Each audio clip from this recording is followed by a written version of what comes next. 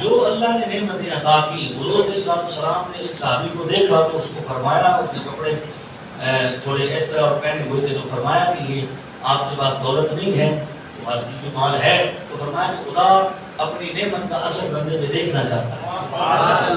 تو جب یہ چھوٹی چھوٹی نعمتیں جو ہمارے ارد گرد گھومتی ہیں، ان کا ہم تذکرہ نہ کریں تو ناشکرے کراتے ہیں، تو سب سے بڑی نعمت جو نہ ہوتی تو ہمارا یہ چھوٹی چھوٹی نعمتیں ہمیں ساری نعمتیں نہ ملتی تو ان کا تذکرہ کرنا کی کوئی ضروری نہیں ہے۔ اس لیے جامعہ مسجد نور میں حضرت مولانا قاری عبدالرؤوف صاحب کی صدارت میں، حضرت مولانا حافظ نذیر صاحب کی سرپرستی میں یہ دوسرا پروگرام ہو رہا ہے۔ اس لیے ہو رہا ہے، بار بار ہر مسجد میں اس لیے ہوتا ہے، لوگ سوال کرتے ہیں کہ اتنی محفلیں کیوں سجائی جاتی ہیں؟ ایک محفل سارا شہر میں بھی کوئی سجا دیتا، شہر کی مسجد میں محفلیں کیوں سجائی جاتی ہیں؟ اس لیے ہم یہ بتانا چاہتے ہیں چھوٹی موٹی نعمت ہو جائے، بندہ پورے شہر کو میسج کرتا ہے، واٹس ایپ میں گروپ بناتا ہے، آج مجھے گاڑی ملی ہے، آج میرا بیٹا پیدا ہوا ہے، آج میری بیٹی پیدا ہوئی ہے، فیس بک پر لکھتا ہے، اس کی کوشش ہوتی ہے کہ ساری دنیا کو پتہ چل جائے مجھے یہ نعمت ملی ہے۔ تو جب آپ ایک چھوٹی سی نعمت جو فانی نعمت ہے، جو ختم ہونے والی ہے، جو ایک دن نہ رہنے والی ہے، اس نعمت کا تذکرہ اتنا چاہتے ہیں تو ہم بھی بار بار محفلیں سجا کے یہ بتانا چاہتے ہیں یہ جو نعمت ہمیں ملی ہے نا، آمد مصطفیٰ، میراد مصطفیٰ، یہ عام نعمت نہیں ہے، یہ بہت بڑی نعمت ہے، کائنات کی سب سے بڑی نعمت ہے۔ نعرہ تکبیر، نعرہ رسالت، نعرہ تحقیق، آمد مصطفیٰ، آمد مصطفیٰ۔ اب دیکھیے حضور تشریف لا چکے، آپ کی ولادت باسعادت ہو چکی، دنیا کو ہدایت مل چکی، یہ نہیں کہ بعض لوگوں کے مطابق کوئی ہدایت کو نہیں جا سکے، ہم کیسے رہیں گے، یہ نہیں، ہدایت آ چکی ہے۔ کیا ہو گیا؟ لیمید الخبیث من الطیب، پاک قریب سے جدا ہو گیا، حق اور باطل واضح ہو گیا، سچ اور جھوٹ واضح ہو گیا، حضور کی تشریف آوری ہو چکی۔ قرآن کے مطابق ابھی میرے سرکار تشریف نہیں لائے، آپ کی ظاہری ولادت باسعادت نہیں ہوئی، تو آپ کے آنے سے پہلے آپ کا چرچا ہو رہا ہے۔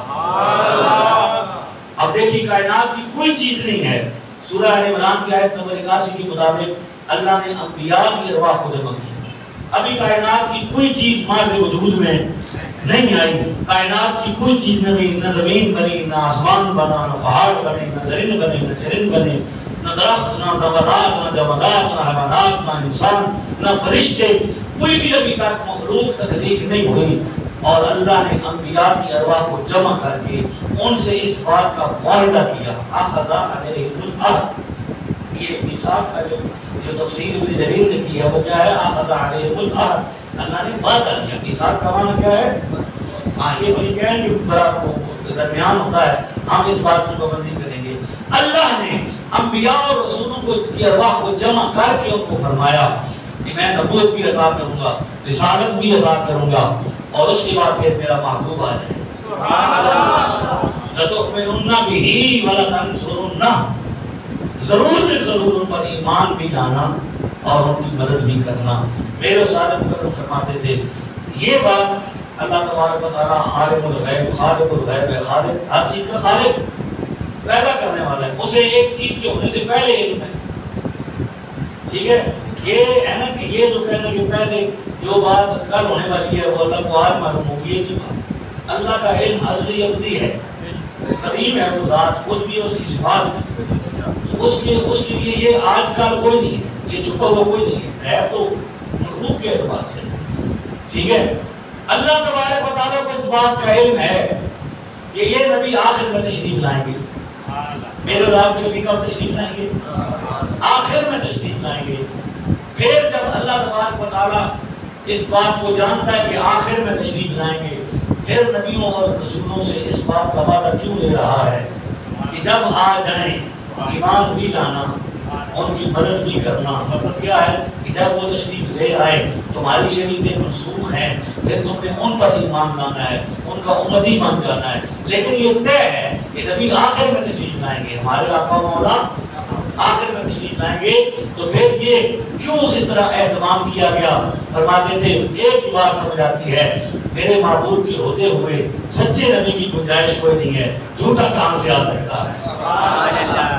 ختم نبوت میں یہ ان کی بات بڑی مجھے یاد ہے آج بھی، بھائی میرے نبی کے ہوتے ہوئے تو سچا نبی نہیں آ سکتا اپنی نبوت سے، ٹھیک ہے، تو جھوٹا کہاں سے آئے گا؟ تو اللہ نے اتنا اہتمام فرمایا، ابھی کائنات کی کوئی چیز بعد میں وجود میں نہیں آئی، انبیاء اور رسولوں سے اس بات کا وعدہ کیا جا رہا ہے اگر وہ آ جائے۔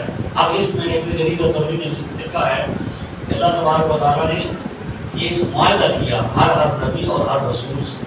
تفسیر علوم تنزیل میں علامہ ابن جریر الطبری نے بھی روایت نقل کی ہے، اللہ نے آدم علیہ السلام سے لے کر عیسیٰ علیہ السلام تک ہر نبی ہر رسول سے اس بات کا وعدہ دیا ہے کہ ایک بار اپنی قوم کے سامنے میرے محبوب کی آمد کا تذکرہ ضرور کرنا۔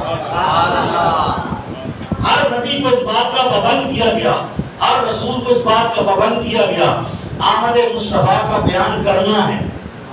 تو حضرت قاری عبدالروف صاحب ماشاءاللہ صاحب علم ہیں، صاحب فضیلت ہیں، یہ جانتے ہیں کہ میلاد کی محفل ہماری ہے، ڈیفینیشن بھی ہم نے ہر وہ محفل میلاد کی محفل ہوتی ہے جس میں حضور کی آمد کا تذکرہ ہوگا۔ اگر یہ ڈیفینیشن ہے تو آپ دیکھیے ابھی حضور تشریف نہیں لائے، ہر نبی اپنے قوم کے سامنے ذکر کر رہا ہے، بلکہ ایک نبی کی محفل کا ذکر تو قرآن میں موجود بھی ہے۔ سورہ صف کی آیت نمبر 6 میں حضرت عیسیٰ علیہ السلام نے اپنی قوم کو جمع کیا، اور جمع کرنے کے بعد انہیں یہ فرمایا میں اپنی ذمہ داری نبھانے کے لیے آیا ہوں، بنی اسرائیل کا نبی بن کے آیا ہوں، اور میں ایک بات کی ذمہ داری پوری کرنے کے لیے آیا ہوں، وہ کیا ہے کہ میں تمہیں خوشخبری دینے کے لیے آیا ہوں، مبشرا برسول یاتی من بعد اسمہ احمد، میں تمہیں اپنے بعد آنے والے آخری رسول کی آمد کی خوشخبری سنانے کے لیے آیا ہوں۔ نعرہ تکبیر، اللہ اکبر، نعرہ رسالت، یا رسول اللہ، نعرہ تحقیق، نعرہ حیدری، آمد مصطفیٰ، آمد مصطفیٰ۔ آپ سے اگر کوئی پوچھے میلاد کہاں لکھا ہے، محفل میلاد سجانی کہاں لکھی ہے، کس کتاب میں ہے، آپ کہیں گے، آپ کیا کہیں گے؟ اس کتاب میں لکھا ہے جو انسان کی کتاب نہیں، رحمان کی کتاب ہے۔ مبشرا برسول یاتی من بعد اسمہ احمد، میں اس رسول کی آمد کی خوشخبری سنانے آیا ہوں جس کا نام اسم گرامی آسمانوں میں احمد ہوگا۔ تو بھائی اللہ نے نبیوں سے معاہدہ کیا، اور ہر نبی ہر رسول نے معاہدہ نبھایا، اس میثاق کو پورا کیا، اپنی قوم کے سامنے بیان کیا، اتنا بیان کیا کہ میرے محبوب کی پہچان ہر زمانے میں رہی۔ اس سے پتہ چلتا ہے، میں جملہ کہنے لگا ہوں، آپ کی توجہ رہے، میں جملہ کہنے لگا ہوں، کوئی زمانہ بھی میرے نبی کے ذکر سے خالی نہیں ہے۔ اللہ نے ایسا اہتمام رکھا میرے محبوب کے تذکرے کا، میرے محبوب کی آمد کا تذکرہ، میرے محبوب کی چہرے کا تذکرہ، آپ کی زلفوں کا تذکرہ، آپ کے وطن کا تذکرہ، آپ کے نسب کا تذکرہ، آپ کے ابا و اجداد کا تذکرہ، حتیٰ کہ اس الغابہ میں وہ روایت موجود ہے، بھائی یہودی راہب نے حضرت ابوبکر صدیق کو دیکھ کر ساری نشانیاں پہچانی، صرف حضور کا تذکرہ نہیں تھا، حضور کے یاروں کا تذکرہ ہوا۔ ایسا ہی ہے، وہ پادری جو راہ تھا وہ ساری نشانیاں دیکھ رہا تھا، یہ شکل ہوگی، یہ قبیلہ ہوگا، پیٹ پر یہ نشان ہوگا، پیٹھ پر یہ نشان ہوگا، اور یہ عمر ہوگی، یہ نام ہوگا، ٹھیک ہے۔ تو حضور کا تو بڑا اور بڑا ہے، حضور کے یاروں کا تو ہاں ابھی یہ ذکر ہے کہ وہ نبی کا پہلا خلیفہ ہوگا، اور خلیفہ بلا فصل ہوگا، اور نبیوں کے بعد سب سے افضل بشر ہوگا، ٹھیک ہے جی۔ یہ سارا کچھ پہلے موجود ہے، اس کا مطلب یہ ہے کوئی زمانہ بھی میرے محبوب کے ذکر سے خالی نہیں، میرے محبوب کے تذکرے سے خالی نہیں۔ تو آنے سے پہلے اگر اللہ نے اتنا اہتمام رکھا ہے، اور رفعنا لک ذکرک کا سایہ تجھ پر، اور ذکر اونچا ہے، بول ہے بالا تیرا، تو جب تشریف لے آئیں تو پھر تو بے تذکرہ ہوتا ہی رہتا۔ اسے کہے تو یہ کہ اتنی محفلیں کیوں ہوتی ہیں، اتنے تذکرے کیوں ہوتے ہیں؟ آپ فرمائیں کہ یہ رفعنا لک ذکرک کا مظاہرہ اللہ کا اہتمام ہے حضور کی آمد کی ذکر اس میں تذکرے رکھے ہیں. تو نبیوں نے معاہدہ نبھایا. آیت نمبر 81 کے مطابق معاہدہ ہوا اور انہوں نے معاہدہ نبھایا. اور آل عمران ہی کی آیت نمبر 187 کے مطابق اللہ فرماتا ہے بیدا خد اللہ میثاق الذین اوتوا الکتاب لتبیننہ للناس ولا تکتمونہ. ٹھیک ہے جی. اللہ نے اہل کتاب سے یہ معاہدہ لیا. پہلا معاہدہ کس سے لیا تھا؟ انبیاء اور رسولوں سے. یہ دوسرا معاہدہ ہے کس کے بارے میں؟ اہل کتاب کے بارے میں، کہ ان سے ہم نے یہ معاہدہ لیا ہے. لا تبیننہ للناس، یہ لام تاکید اور نون شدیدہ، لازم ضرور ضرور ان کا تذکرہ کرنا للناس، لوگوں کے سامنے. ولا تکتمونہ، چھپانا نہیں ہے. اب یہ ہے، اس کے بارے میں ابن جریر کہتے ہیں کہ یہ ان اللہ اخذ میثاق اليهود یبین للناس محمدا ولا یکتمونہ صلی اللہ علیہ وسلم. اللہ نے یہودیوں سے اس بات کا معاہدہ لیا کہ کیا کرنا ہے؟ حضور کی شانیں بیان کرنی ہے. اور یہودیوں سے مراد بھی یہودیوں کے علماء ہیں جو کتاب کا علم رکھنے والے ہیں. ان سے یہ معاہدہ لیا کہ میرے معبود کی شان کو بیان کرنا. ولا تکتمونہ، ان کی شانوں کو چھپانا نہیں. چھپانا بلند آواز سے بولیے، چھپانا. ٹھیک ہے. اب دیکھیے نبیوں سے جو معاہدہ ہو رہا ہے اس میں یہ تکتمونہ نہیں ہے.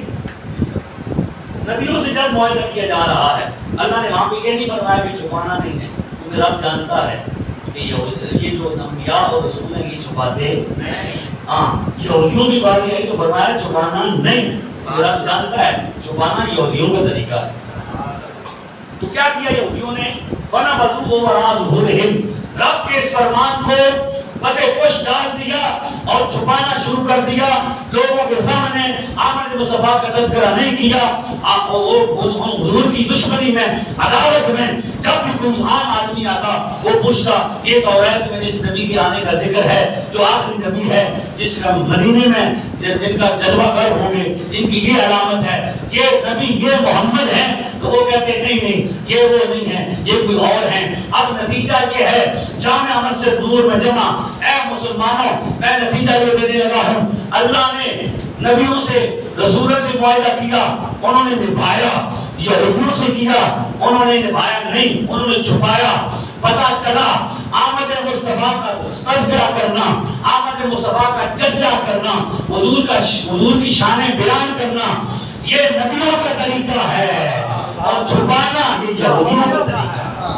نعرہ تکبیر، نعرہ رسالت، نعرہ تحقیق، نعرہ حیدری، آمد مصطفیٰ، آمد مصطفیٰ. میں بڑا جلدی اپنے مضمون کو آخر کی طرف سمیٹنے کی طرف جا رہا ہوں. یہ تو ہو گیا قرآن کا بیان. قرآن پاک کی ان آیات کی روشنی میں یہ بات ثابت ہوتی ہے کہ میرے محبوب کا تذکرہ، آمن کا تذکرہ، میلاد کا تذکرہ، شانوں کا تذکرہ ہر زمانے میں ہوتا رہا. اب اگلا سوال یہ ہے کہ جب میں ایک بندہ وہ کہتا ہے کہ بھائی یہ کہیں بھی نہیں لکھا. پہلے بھی لوگ کہتے تھے اس نے کاپی کی ہے، اپنا اس کا کیا ہے کہ کہیں بھی میلاد شریف نہیں کیا گیا، صحابہ نے میلاد نہیں کیا. اب ہم نے دیکھنا یہ ہے کہ صحابہ کرام کی جماعت میں ایسا یہ پوری زندگی میں کوئی ایسی محفل موجود ہے جس محفل جو اس عنوان سے سجائی گئی ہو، جس عنوان سے آپ نے محفل سجائی ہے. اگر آپ کو یہ دلیل مل جائے کہ حاجی یاسین صاحب اور ان کی صاحبزادے نے اور ان کے معاونین نے قاضی عبدالرؤوف صاحب کی صدارت میں آپ نے نظیر صاحب کی زیر سرپرستی اور حضرت مولانا شہزاد صاحب کی سرپرستی میں یہ محفل سجائی ہوئی ہے، تو کیا اس عنوان سے صحابہ نے بھی محفل سجائی ہے؟ ٹھیک ہے، تو اس کا جواب یہ کہ جی ہاں سجائی ہے صحابہ نے. جواب کیا ہے؟ جی سجائی ہے. وہ جیل والا یہ کہتا ہے، وہ کنڈی والا، کہ بھائی یہ مسلم کے اندر جو حدیث ہے اس میں تو ہے ہی کوئی نہیں، اس میں تو یہ آمد مصطفیٰ کا ذکر کوئی، نبی پاک کا تذکرہ تک کوئی نہیں. میں نے کہا بات یہ ہے کہ بھائی اگر کہیں پڑھے ہوتے، کسی استاد کے سامنے جانوی طرف مستعد ہوئے ہوتے، اس دن دارالعلوم میں لگائے ہوتے، دارالعلوم کے پڑوس میں رہ کر کچھ دن کسی مفتی صاحب کے پاس گزارے ہوتے، وہ شیخ الحدیث دیکھا ہوتا اس کے پاؤں دبائے ہوتے. حضرت مولانا حامد سرفراز رضوی صاحب سے میں نے پوچھا کہ آپ حضرت مولانا عبد الرشید صاحب کی شاگرد ہیں؟ تو وہ کہتے تھے میں پاؤں دباتا رہا. بڑی پسند ہے یہ بات مجھے. بلا لوگ خود بتاتے ہیں میں نے فلانے جامعہ سے پڑھا, فلاں استاد سے پڑھا. مجھے بڑی بات کیا پسند ہے, میں بیٹھا رہا میں پاؤں دباتا, میں پیر دباتا رہا. کسی استاد کے پاؤں دبائے ہوتے تو پتہ چلتا کہ محدثین جب حدیثیں نقل کرتے ہیں اپنی اپنی سند سے تو ایک ایک حدیث کے کئی کی ترک نقل کرتے ہیں, کئی کے الفاظ ہوتے ہیں. اس میں بعض حدیثیں مختصر ہوتی ہیں, بعض حدیثیں تفصیلی ہوتی ہیں. اب مجھے یہ بتائیں, ایک مثال ہے, پیشاب بیٹھ کے کرنا چاہیے کھڑے ہو کے کرنا چاہیے؟ آج تک مسلمانوں کا بچہ جانتا ہے سنت بیٹھ کے پیشاب کرنا ہے. لیکن بخاری میں جو روایت ہے اس کے مطابق پیشاب جو ہے وہ نبی پاک صلی اللہ علیہ وسلم نے کھڑے ہو کر کیا. اور یہ بھی گمراہ آدمی یہ کہتا ہے کہ بھائی کھڑے ہو کے نعوذ باللہ پیشاب کرنا سنت ہے. بخاری میں لکھا ہے کہ حضور نے کھڑے ہو کے پیشاب فرمایا. جامع ترمذی میں ہے, حضرت عائشہ کی روایت ہے جس نے یہ کہا کہ حضور نے کھڑے ہو کر پیشاب فرمایا وہ جھوٹا ہے. اب کیا کرنا ہے؟ اب اس حدیث کے مزید طرق تلاش کرتے ہیں, مزید دیکھنا ہے کہ بخاری نے جو ٹکڑا نقل کیا وہ مختصر نقل کیا ہے. اب ہمیں دیکھنا ہے کہ مزید حدیث کہاں کہاں پہ آئی ہے. تو جب ہم دیگر کتابوں میں جاتے ہیں ہمیں حدیث تفصیلی ملتی ہے. حضور نے کھڑے ہو کے پیشاب فرمایا اس لیے اس دن آپ صلی اللہ علیہ وسلم کی کمر مبارک میں درد تھا, آپ بیٹھ نہیں سکتے تھے. تو یہ حدیث جو بیٹھ کھڑے ہو کے پیشاب کرنے والی ہے یہ مریض کے بارے میں, اس کے بارے میں علمی گلنا میں کر دوں یہ تو پہلے کوئی یہ تو ان کا ہو نہیں ہو گیا, بدل نہیں کی گل تھوڑی سی. آپ کو سبحان اللہ سبحان یہ چاہیے دین کے لیے ہونی چاہیے. اللہ کی فتنہ کینسل ہو رہی ہے, ہاں اور ہو رہی ہے. میں سمجھنا کہ ہے تو فتنہ بہت بڑا, لیکن یہ ہے کہ اس کی وجہ نہ رہے کہ ساری قوم ایک بار جا گئی ہر پاس خون آ رہے ہیں ساڑھے کو روزی تو بلکہ رحم جام کر کے تب میں ممبر آزاد کشمیر کی آپ کے علاقے میں وہاں پہ طبہ برنالہ وہاں پہ میں حاضر ہوا. میں نے میلاد کی تقریر کو لگا نہیں وہ جو آپ کی بالکل میں جو آپ نے رفع یدین کے دیجیے وہ بھی بیان کر کے یہ ادھر اس سے یہاں سے فون آیا کہ یہ کہتے ہیں یہ بوڑیاں والے سارے سور سننے والے وہ کہتے ہیں جی آپ یہ بیان کریں. علمی باتیں ہونا شروع ہو گئی ہیں, قوم واپس آ رہی ہے. ٹھیک ہے, تو بھائی کھڑے ہو کے پیشاب کرنا سنت نہیں ہے. مریض بندے کو اجازت ہے جس کی کمر میں درد ہو, بیٹھ نہ سکتا ہو, بوڑھا ہو جائے, جوان ہو, بیمار ہو, کمر میں درد ہو, بیٹھ ہی نہ سکتا ہو, اسے اجازت ہے کہ وہ کھڑے ہو کے پیشاب کر سکتا ہے. لیکن عام حالت میں بیٹھ کے پیشاب کرنا یہی سنت ہے. یہ میں نے ایک مثال پیش کی ہے کہ حدیث کیسے کیسے نقل ہوتی ہے. اب مسلم میں جو روایت نقل کی گئی ہے وہ مختصر ہے, ٹھیک ہے جی. لیکن میں جو آپ کے سامنے روایت نقل کرنے لگا ہوں یہ کتابیں ہیں, یہ ساری 6 کی 6 کتابیں میرے پاس موجود ہیں. سعودیہ سے میں نے منگوائی ہیں, بالکل وہ سامنے اس طرح کا کے پڑھی ہوتی ہیں ایسے کیمرے میں, اور کبھی بھی اٹھا کے اس نے پڑھی. یہ بھی علمی خیانت ہے کہ بندے کے سامنے وہ کتابیں پڑھی ہوں جو اٹھا نہ سکتا ہوں. ہماری جب ملاقات ہوئی تو سامنے مسلم وہ رکھی ہوئی تھی جو ہمارا ترجمہ, میں کہا شاباش ہے ترجمے ساڑھے پڑھنے اور گلنا بھی ساڑھے گل کرنے, وہ ترجمہ رکھنا چاہیے. اگر پھر ترجمہ پڑھنا ہے عربی کیوں رکھنا. تو یہ نسائی شریف ہے, کیا نام ہے اس کتاب کا؟ سنو نے نسائی شریف. اس کے اندر حدیث کا نمبر ہے 5428. کیا ہے جی؟ حدیث کا نمبر ہے 5428 اور راوی ہیں حضرت ابو سعید خدری رضی اللہ تعالی عنہ. وہ کہتے ہیں, میں آپ کے سامنے اس کی سند بھی پڑھ دیتا ہوں. اخبرنا سوار بن عبد اللہ قال حدثنا محروم بن عبد العزیز عن ابی نعامۃ عن ابی عثمان النہدی عن ابی سعید الخدری قال قال معاویہ ان رسول اللہ خرج علی حلقۃ. نبی پاک صاحب دولت صلی اللہ علیہ وسلم تشریف لائے, آپ نے دیکھا مسجد نبوی میں صحابہ محفل سجا کے بیٹھے ہیں. خرج علی حلقۃ یعنی من اصحابہ, نبی پاک تشریف لائے, آپ نے دیکھا مسجد نبوی میں صحابہ محفل سجا کے بیٹھے تھے. حضور نے دیکھا, فرمایا ما اجلسکم, یہ جلسہ کیسا ہے, یہ محفل کیوں سجائی ہے. اس کا مطلب یہ ہے سمجھ یہ آتی ہے کہ وہ صحابہ نماز کے لیے جمع، ہاں وہ یہ بھی کہتے ہیں کہ وہ نماز کے لیے جمع تھے جی۔ اگر نماز کے لیے جمع ہوتے تو کبھی آپ سے قاری صاحب کی نے پوچھا ہے نماز کے وقت کیوں بیٹھے ہوئے ہیں؟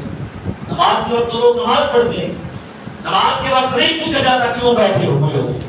اس کا مطلب ہے کہ محفل اسپیشل تھی، محفل خاص تھی، عنوان خاص تھا، اور سرکار بھی یہ پوچھنا چاہتے تھے آج کس عنوان سے محفل سجا کے بیٹھے۔ تو فرمایا ما اجلسکم، کیوں بیٹھے ہو؟ عرض کی قالوا جلسنا نحمد اللہ علی ما ہدانا لدینہ ومن علینا بک۔ یا رسول اللہ آج کی محفل جو ہے اس کا عنوان یہ ہے، اس کا ٹائٹل یہ ہے کہ ہم رب کی تعریف کر رہے ہیں، اس کی حمد کر رہے ہیں اس بات پر کہ اس نے ہمیں ہدایت عطا فرمائی اپنے دین کے ذریعے، اور آپ کو بھیج کر ہم پر جو احسان کیا ہے اس احسان پر رب کی تعریف کرنے کے لیے جمع ہوئے ہیں۔ نعرہ تکبیر، نعرہ رسالت، نعرہ تحقیق، آمد مصطفیٰ، آمد مصطفیٰ، تاجدار ختم نبوت، تاجدار ختم نبوت، لبیک لبیک لبیک یا رسول اللہ، لبیک لبیک لبیک یا رسول اللہ۔ آپ آگے آج ایک دیکھ لگائیں، آپ کو دیکھ کر مجھے نیند آ جائے گی، اچھا یہ ہو گئے سامنے آجو بھائی، پیارے بھائی آپ بھی آجو، کچھ یار قریب ہو تو گھر تو سمجھ نہیں آ رہی کہ تمہاری توجہ بھی کسی وقت بیٹھے وچ کو وچ محفل وچ سمجھ آئی کہ صحابہ کرام میلاد کی محفل سجا کے بیٹھے۔ بھائی وہ محفل میلاد کی محفل ہوتی ہے نا جس میں اس بات کا ذکر ہو کہ رب نے ہم پر احسان کیا، ہم پر کرم کیا، اپنا محبوب عطا فرما دیا۔ صحابہ نے عرض کیا یا رسول اللہ ہم اس لیے بیٹھے ہیں، آپ کو بھیج کر رب نے جو ہم پر احسان کیا اس کا تذکرہ کرنے کے لیے بیٹھا۔ حضور نے فرمایا اللہ ما اجلسکم الا ذالک، کیا اس بات پر حلف دیتے ہو کہ سوائے اس کے تمہارا اور کوئی مقصد نہیں؟ یہ محفل صرف اس لیے سجی ہے کہ میری آمد پر شکر گزاری کر رہے ہو۔ تو صحابہ نے عرض کی یا رسول اللہ اللہ ما اجلسنا الا ذالک، ہم رب کی قسم اٹھاتے ہیں، آپ سے بھی اگر میں قسم اٹھاؤں، بچہ بھی اٹھ کے قسم اٹھائے گا، کسی اور کے لیے نہیں آئے، نہ دنیا دار کے لیے، نہ ووٹوں کے لیے، نہ نام و نمود کے لیے، صرف اپنے نبی کے لیے آئے۔ یا رسول اللہ ہم قسم کھاتے ہیں، ہم حلف دیتے ہیں، ہمارا مقصد اور کوئی نہیں ہے۔ حضور نے فرمایا اما انی لم استحلفکم تہمۃ لکم، یہ جو میں تم سے قسم لی ہے، حلف لیا ہے، یہ تم پر اس لیے نہیں کہ تم پر یقین نہیں تھا، بلکہ اتانی جبریل، یہ محفل تم نے سجائی ہے، جبریل آ گئے ہیں، جبریل پتا چلا محفل میلاد ہو خلوص سے جبریل آ جاتے ہیں۔ اتانی جبریل فاخبرنی ان اللہ یباہی بکم الملائکہ، یہ جبریل اس لیے آئے ہیں، وہ تمہیں اس محفل کی کامیابی کی خوشخبری سنانے آئے ہیں۔ تمہاری محفل کامیاب ہے، تمہاری محفل رب کے ہاں قبول ہے، اس لیے یہ وہ محفل ہے جس پر رب فرشتوں پر فخر فرما رہا ہے۔ سامعین محترم، محفل میلاد وہ محفل ہوتی ہے جو خلوص سے ہو تو رب کو بڑا اس پر فخر ہوتا ہے۔ جی رب کو کیا ہوتا ہے؟ جی یہ حضرت نے مجھے روایت دی ہے، مجموعہ روایت کے حدیث نمبر یہ ہے 14392، سیدہ عائشہ صدیقہ رضی اللہ تعالیٰ عنہ سے روایت ہے، قالت تذاکر رسول اللہ و ابو بکر میلادہما عندی، حضرت رسول اللہ صلی اللہ علیہ وسلم نے اور صدیق اکبر نے میرے سامنے اپنا میلاد بیان کیا ہے۔ یہ دیکھیں میلاد کی لفظ ہے، تو بھائی وہ کون سی محفل ہے؟ میں اب بات اختتام کی طرف جا رہا ہوں۔ وہ کون سی؟ اگر ذکر رسول ہے، اگر کیا ہے محفل نعت ذکر رسول ہے، حضور کا ذکر ہے، تو وہ کون سا لمحہ ہے صحابہ جس وقت حضور کو یاد نہیں کرتے؟ بخاری شریف میں یاد سے نکالا، بخاری شریف میں حدیث کا نمبر ہے 777۔ کیا ہے؟ 777۔ یہ بھی ہے نا وہ انگریزی بتا دیں گے بھائی، 777 حدیث بخاری میں ہے اس کے اندر سرکار علیہ السلام کے جو صحابہ ہیں ان کے بارے میں یہ آتا ہے. بھائی میں یہ عرض کر رہا ہوں کہ جب بندہ نماز، یہ تو ہے نا جی عام حالت ہے، ٹھیک ہے جی. اب میں آپ کو بتانے لگا ہوں کہ یہ جو عام حالت ہے نا جی، یہ نہیں، یہ کوئی خاص جو حالت ہے. یہ دیکھیں، یہ 775 ہے. باب من خافت القراءۃ فی الظہر والعصر، یہ حدیث شریف حضرت ابو معمر سے روایت ہے. وہ کہتے ہیں کہ قلنا لخباب، ہم نے حضرت خباب سے پوچھا. یہ بخاری صرف آپ کے اطمینان کے لیے روایت مجھے زبانی یاد ہے، ہم صرف نمبر نہیں پڑھتے، ہم روایت نہیں پڑھتے. پہلے ایک بندہ آیا تھا نیٹ پر جو ورس نمبر پڑھتا تھا، آیت نہیں پڑھتا تھا. اب ایک اور آیا ہے جو نمبر پڑھتا ہے. ہم نمبر بھی پڑھیں گے اور نمبروں کے پیچھے چھپی 2 نمبری بھی ختم کریں گے اور وطن بھی پڑھیں گے. بخاری شریف حدیث نمبر 770، ٹھیک ہے جی. اللہ کے محبوب علیہ السلام کے بارے میں صحابہ سے پوچھا گیا.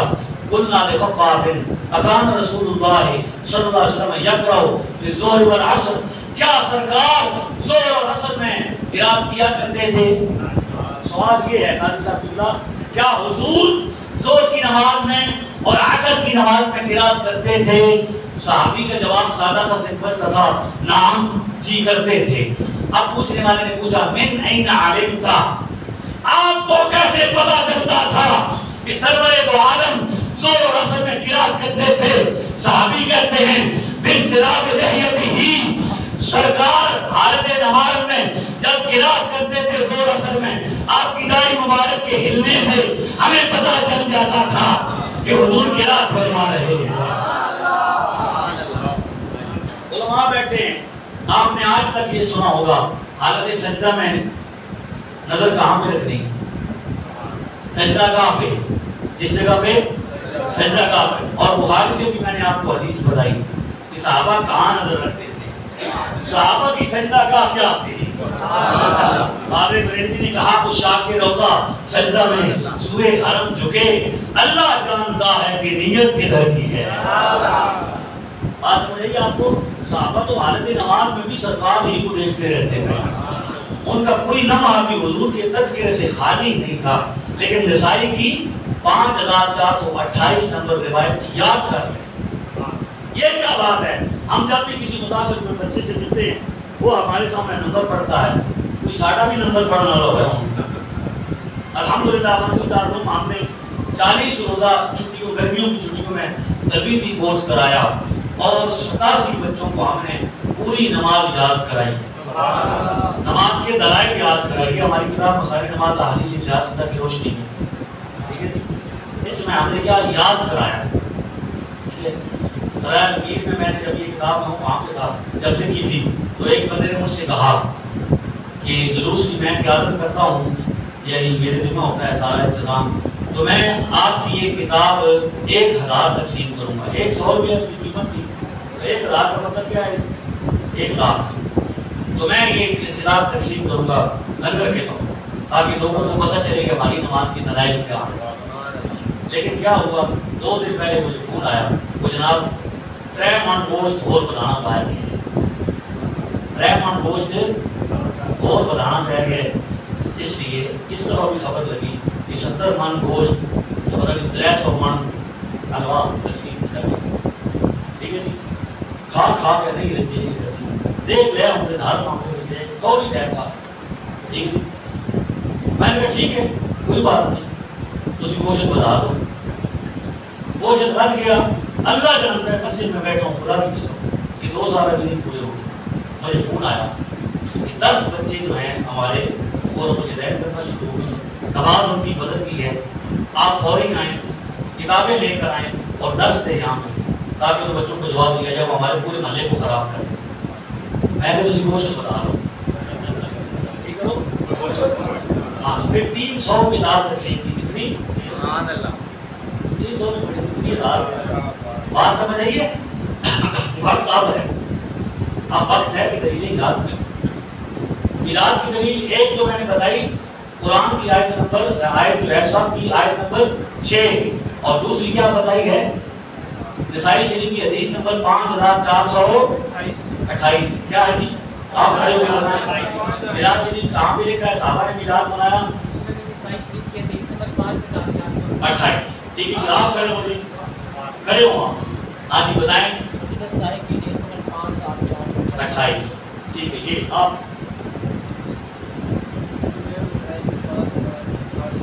ہاں جی یہ جو بچے بیٹھے ہیں حفظ کرتے ہیں دارالعلوم میں لیکن ابھی میں ان کو کھڑا کروں کہ رفع الیدین کی حدیث کے نمبر بتائیں گا آپ رفع الیدین ہم نہیں کرتے نماز میں ایسے ایسے تو اس کی دلیل کس کس حدیث میں ہے ادھر سامنے آ کے علماء کے سامنے کریں. ہاں جی حضرت علقمہ رضی سے مروی ہے کہ حضرت عبداللہ بن مسعود حدیث کا نمبر بتائیں. حضرت عبداللہ بن مسعود رضی اللہ فرماتے ہیں کہ ہم نماز میں رفع الیدین کر رہے تھے کہ رسول اللہ صلی اللہ علیہ وسلم ہمارے پاس گزرے تو آپ صلی اللہ علیہ وسلم نے فرمایا ان کو کیا ہو گیا؟ تو آپ صلی اللہ علیہ وسلم نے فرمایا ما بالهم رافعین ایدیہم فی الصلاۃ کأنها اصناب الخیل الشموس. ان اپنے ہاتھ اس طرح اٹھا رہے ہیں جیسے شریر گھوڑ کی دھمے شریر اپنے پورات مستی کرتا ہے. تو آپ صلی اللہ علیہ وسلم نے فرمایا اسکنوا فی الصلاۃ نماز میں سکون اختیار کرو. حدیث نمبر 1185 سنن نسائی کی حدیث نمبر 1185 بتائیں اور مسلم کی حدیث نمبر کیا ہے؟ مسلم کی حدیث نمبر ہے 970. ٹھیک ہے جی بیٹھ جائیں. تو آپ لوگ یہ نہیں کرتے نا یہ حفظ کے طالب علم ہیں درس نظامی کے نہیں ہیں. روزانہ اسمبلی میں ہم دلائل یاد کرو تو الحمدللہ آپ تشریف لائیں اور علماء سے میں عرض کروں گا آپ آئے اپنے بچوں کو دارالعلوم کے اندر داخل کریں بچے عالم بنائیں کہ آپ کا مستقبل محفوظ ہو جائے. جیل کے اندر 15-20 کے جگہ عالم دین ہوتے تو کسی کی ضرورت نہیں تھی وہ فتنہ سر اٹھا سکتا. ٹھیک ہے خطیب بے شمار ہیں یہاں پہ ہاتھ رکھ کے سر لگانے والے اور یہاں پہ ہاتھ رکھ کے سر لگانے والے بے شمار ہیں لیکن حدیثیں پڑھنے والے کوئی نہیں. اسی بڑی بڑی جماعت میں آگے بڑھا. ٹھیک ہے اس واسطے ساڈا نے کوشش ہے کہ تھوڑے اپنے بچے عالم بڑھن. بس ہم رفع الیدین نہیں کرتے اس کے نمبر آپ کو یاد کروا دوں. بھائی ابو داؤد شریف کی حدیث نمبر ہے 750. کیا نمبر ہے؟ 750. راوی ہیں حضرت براء بن عازب رضی اللہ تعالی عنہ. حدیث کی لفظ ہے کان رسول اللہ اذا افتتح الصلاۃ رفع یدیہ الی قریب من اذنیہ ثم لا یعود. نبی پاک جب بھی نماز شروع کرتے تھے کانوں تک ہاتھ اٹھاتے تھے دوبارہ ہاتھ نماز میں نہیں اٹھاتے. اگلی حدیث جامع ترمذی کی حدیث نمبر 257 ہے. کیا ہے؟ 257 اور راوی حضرت علقمہ رضی اللہ تعالی عنہ وہ کہتے ہیں قال عبداللہ بن مسعود رضی اللہ تعالی عنہ آپ نے فرمایا الا اصلی بکم صلاۃ رسول اللہ. حضرت عبداللہ بن مسعود جو نبی پاک کے صحابی ہیں انہوں نے مجمع کے سامنے کہا میں تمہیں وہ نماز پڑھ کے دکھاؤں جو میرے نبی پڑھا کرتے تھے. سب نے کہا ضرور پڑھیے. تو فصلى فلم يرفع يديه الا في اول مرة. آپ نے نماز پڑھی صرف پہلی مرتبہ ہاتھ اٹھائے دوبارہ پوری نماز کا ہاتھ. حدیث نمبر 3 سنن نسائی کی جو بچے نے آپ کو سنائی سنن نسائی کی حدیث نمبر 1185 راوی حضرت جابر بن سمرہ رضی اللہ تعالی عنہ. حدیث کے الفاظ ہیں خرج علینا رسول اللہ ونحن رافع ایدینا فی الصلاۃ. حضور ہمارے پاس تشریف لائے ہم مسجد نبی میں نماز پڑھ رہے تھے اور نماز میں رفع یدین کر رہے تھے. نبی پاک نے ارشاد فرمایا ما بالهم رافعین ایدیہم فی الصلاۃ کأنها اصنام الخیل الشمس. یہ نماز میں رفع یدین کرنے والوں کو کیا ہو گیا ہے ان کے ہاتھ نماز میں ایسے اٹھ رہے ہیں جیسے شریر گھوڑوں کی دمیں اٹھتی ہیں. گھوڑا کس کس نے دیکھا ہے؟ بہت گھٹ ہو گیا میں نے کمال تو گھوڑا بھی نہیں دیکھا. گھوڑا جس نے دیکھا ہے گھوڑے کے پاس رہے کچھ عرصہ وقت گزارے. گھوڑا دو طرح سے پوچھ لگاتا ہے ایک وہ دائیں بائیں نارملی کا ہلاتا ہے ایسے ایسے لیکن جب مستی میں ہونا تو پھر اوپر اور نیچے کا ایسے ایسے. نبی پاک نے رفع الیدین کو مست گھوڑے کی شریر شرابی گھوڑے کی پوچھل سے تشبیہ دی ہے اور اگر یہ سنت ہوتی تو اہل سنت اس کو ضرور کرتے. یہ سنت نہیں ہے. ٹھیک ہے نبی پاک نے دیکھا صحابہ کر رہے ہیں حضور نے کیا کر دیا منع کر دیا فرمایا اسکنوا فی الصلاۃ نماز میں سکون اختیار کرو. اور مسلم کی 970 راوی حضرت جابر بن سمرہ اور الفاظ ہیں کنا اذا صلینا مع رسول اللہ ہم نبی پاک کے ساتھ نماز پڑھ رہے تھے. کیا کر رہے تھے؟ پہلی حدیث میں کیا کہ ہم الگ نماز پڑھ رہے تھے. حضور تشریف لائے, حضور نے دیکھا اور منع کر دیا. یہ دھوکہ دیتے ہیں کہ یہ دونوں ایک ہی روایتیں, ایک ہی واقعہ ہے. ایک واقعہ نہیں ہے. پہلے میں ہے کہ ہم الگ نماز پڑھ رہے تھے اور نماز میں رفع کر رہے تھے. حضور نے دیکھا اور منع کر دیا. اور مسلم کی 970 میں ہے قلنا اذا صلینا مع رسول اللہ, ہم نبی پاک کے ساتھ نماز پڑھ رہے تھے. قلنا السلام علیکم ورحمۃ اللہ, السلام علیکم ورحمۃ اللہ واشار بیدہ الی الجانبین. ہم جب سلام پھیرتے تھے نا تو السلام علیکم ورحمۃ اللہ بھی کہتے تھے, ساتھ میں ہاتھ بھی اٹھاتے تھے. حضور نے فرمایا انما یکفی احدکم ان یضع یدہ علی فخذیہ ثم یسلم علی اخیہ من علی یمینہ وشمالہ. حضور نے فرمایا بھائی ہاتھ یہاں پہ زانوں پہ رکھو. اس کے بارے میں مرزا صاحب کہتے ہیں کہ زانوں کو عربی میں پٹ کہتے ہیں. کیا کہتے ہیں؟ یہ زانو الفخذ ہے. ٹھیک ہے جی, ہاتھ یہاں پہ رکھو اور دائیں بائیں سلام پھیرو اور کیا کرو, نماز پوری کرو. نبی کریم علیہ السلام نے نماز کے اندر والا رفع الیدین بھی منع کر دیا اور نماز کے آخر والا رفع الیدین بھی منع کر دیا. صرف نماز کی شروع والا رفع الیدین جو ہم کرتے ہیں اس کو باقی. اس لیے میں نے پوری تقریر جو کی ہے اس کا میں ذمہ دار ہوں. حضرت مولانا قاضی استاد العلماء قاضی عبدالرؤوف صاحب یہاں پہ موجود ہے. میں نے آپ کے سامنے یہ تقریر کی ہے, اس تقریر کا پورا میں ذمہ دار. اس کے علاوہ بھی اگر کسی نے کوئی پوچھنا ہو سوال تو وہ کر سکتا ہے, میں یہاں بیٹھا ہوں. اعتراض کرنا ہو اعتراض کر سکتا ہے, میں بیٹھا ہوں. بعد میں ملنا چاہے دارالعلوم میں موجود ہوں. ٹھیک ہے, یہ نہیں جو اس نے کہا تھا کہ میں تو مولا علی والی زندگی گزار رہا ہوں. میں نے کہا مولا علی والی زندگی یہ نہیں ہوتی کہ بندہ منہ چھپا کے پھرتا ہے, تو میں کہ ہیلمٹ پہن کے ماسک پہن کے اور بندہ چھپتا ہے, یہ مولا علی والی زندگی. مولا علی جمعہ پڑھاتے تھے, نمازیں پڑھاتے تھے, جنازے پڑھاتے تھے. آپ اپنا جمعہ پڑھتے ہیں, وہ پڑھاتے تھے, آپ کو پڑھنے کی توفیق نہیں ہے. پڑھنے جوگے رہے نہیں, منہ میں کھان جوگے رہے نہیں, نمازہ پڑھنے جوگے رہے نہیں, عید پڑھنے جوگے رہے نہیں, جنازہ پڑھنے جوگے رہے نہیں. مولا علی کے غلام ہے. مولا علی والی زندگی یہ نہیں ہے. مولا علی تو منبر پر فرماتے تھے سلونی عما شئتم, اوے جو پوچھنا چاہتے ہو پوچھو, آپ کی کنڈی نہیں کھل رہی. ہم کہتے ہیں ہم مولا علی کے غلام ہیں. اعلیٰ حضرت نے فرمایا اس نے لقب خاص شہنشاہ سے پایا, وہ حیدر کرار کے مولا ہے ہمارا. ہم ہیں مولا علی والے, ہم مولا علی کے غلام ہیں. ہم منبر پہ یہ کہہ رہے ہیں مولا علی کے فیضان سے سلونی عما شئتم, جو پوچھنا چاہتے ہو پوچھو, جب پوچھنا چاہتے ہو پوچھو, جس وقت پوچھنا چاہتے ہو پوچھو. ہمیں اپنے گھر بلو, دفتر بلو, مسجد بلو, کنڈی کھلوا دو, اندر لے دو, ہم جانے کے لیے. حضرت مولانا نے نیٹ پر میرا نام لکھا اور کہا بھئی اپنے بندے نفسیہ کو تگڑا ہوئے, لتا دے بھاگ پاوے, بندہ میں لے کے ہو سکتا. یہ کیا ہے؟ اعتماد ہے, ہماری کوئی رشتہ داری نہیں ہے. پوری پاکستان سے لوگ میرا نام لے رہے ہیں کہ یہ آئے گا تم آؤ سامنے. گل یہ ہے کہ پہلے لوگ کہتے ہیں کہ لاہوروں کی کراچیوں کو بچو, ہوں گل پوری ہے جیلم دو. جیلم انشاءاللہ مسلمانوں کا علاقہ, آسیاں کا علاقہ. جیل ہاں مولانا فقیر محمد جیلمی جیسے ہستی نے بڑے مرزے کو بھگایا تھا, اور فقیر محمد جیلمی کے خادم نوکر اب چھوٹے مرزے کو بھگائیں گے انشاءاللہ. بس آپ ساتھ دیں گے انشاءاللہ. اللہ تعالیٰ عمل کرنے کی توفیق عطا فرمائے. وما علیہ